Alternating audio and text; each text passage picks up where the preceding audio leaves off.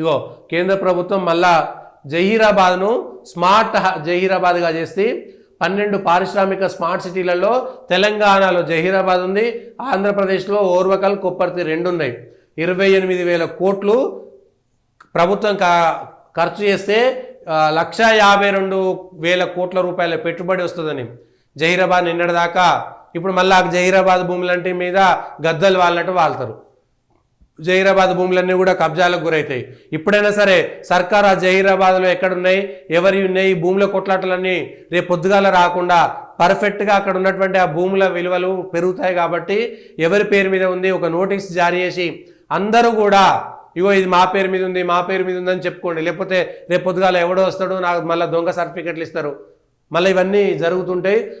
కేంద్ర ప్రభుత్వం 3,245 ఎకరాల్లో స్మార్ట్ సిటీ నిర్మాణము, 2,361 కోట్ల వెంచడము, 1,74,000 మందికి ఉపాధి వచ్చేటువంటి అవకాశం ఉంది అని.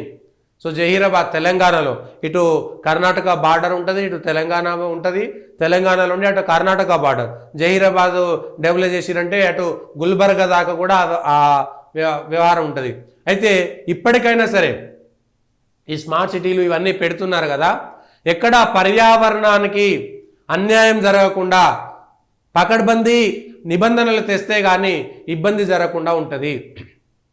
లేకపోతే ఈ మళ్ళా సేమ్ హైదరాబాద్ లెక్కనే చెరువులు, కుంటలు, నాలాలు, ప్రభుత్వ భూములు, ప్రైవేటు భూములు ఇవన్నిటిని కూడా రాష్ట్ర ప్రభుత్వం, కేంద్ర ప్రభుత్వం ఈ స్మార్ట్ సిటీకి సంబంధించినటువంటి అంశంలో,